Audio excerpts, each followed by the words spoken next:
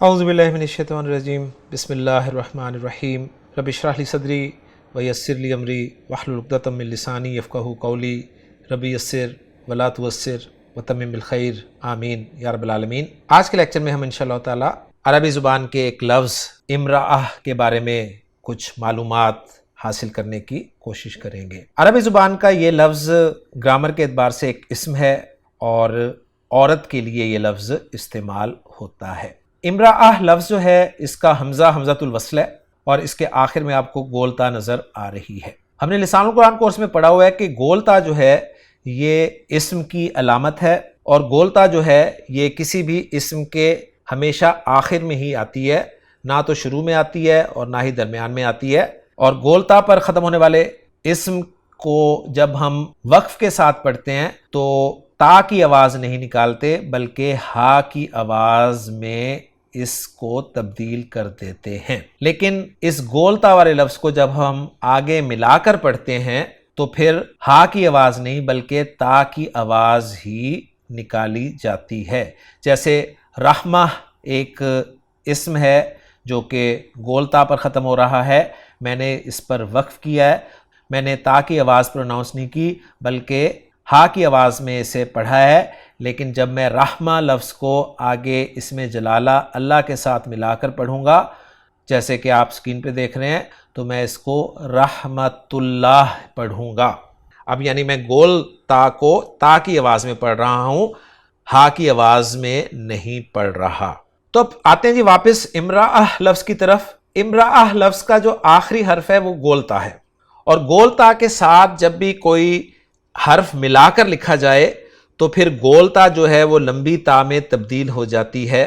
جیسے قرآن مجید کی سورہ مبارکہ سورۃ الحب میں ہے وَامْرَأَتُهُ، تو اب یہاں پر آپ کو دونوں چیزیں مل جائیں گی۔ ایک تو امرأہ کا حمزہ جو ہے حمزۃ الوصل ہے، اس لیے واو سے جب ملا کر پڑھ رہے ہیں تو حمزہ جو ہے وہ الف کی صورت میں لکھا رہ گیا، اور امرأہ کی گولتا کو جب میں آگے حرف کے ساتھ ملا کر پڑھ رہا ہوں تو گولتا ایک تو تا کی آواز دے رہی ہے، اور اب وہ گول تا بھی نہیں رہی بلکہ لمبی تا کے طور پر لکھی بھی جا رہی ہے۔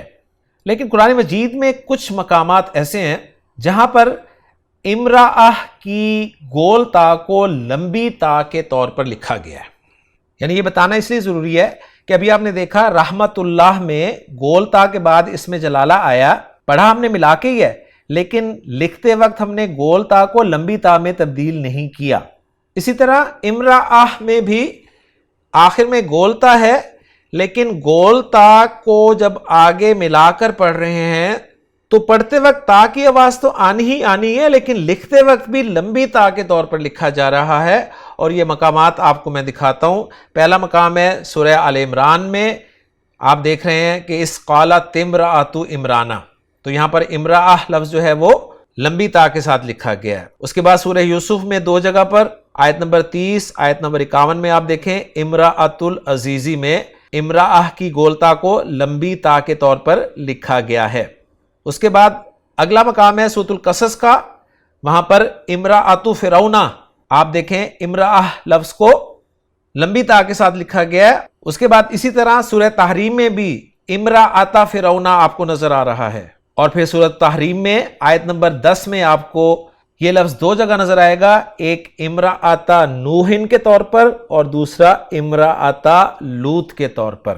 تو آپ دیکھیں ان مقامات میں آپ کو امرأہ لفظ جو ہے وہ گول تا کی بجائے لمبی تا کے طور پر نظر آ رہا ہے، اور اس کے علاوہ باقی جگہوں پر دیکھیں امرأہ کا لفظ آپ کو گول تا کے ساتھ ہی نظر آ رہا ہے۔ سورہ نساء آیت نمبر 12، سورہ نساء سورہ نمل آیت نمبر 23، سورۃ الاحزاب آیت نمبر 50۔ تو رزلٹ یہ نکلا کہ امرأہ کا لفظ جو ہے قرآن مجید میں جب مرکب اضافی کے طور پر لکھا گیا ہے اور اس کی اضافت جو ہے وہ اس کے خاوند کی طرف ہوئی ہے، تو امرأہ لفظ کو گول تا کی بجائے لمبی تا کے ساتھ لکھا گیا ہے۔ امید ہے یہ پوائنٹ آپ کو پسند آیا ہوگا۔ انشاءاللہ تعالی اسی طرح کے کسی اور لیکچر کے ساتھ آپ سے جلد ملاقات ہوگی۔ سبحانک اللہم و بحمدک، اشہد ان لا الہ الا انت، استغفرک و اتوب الیک۔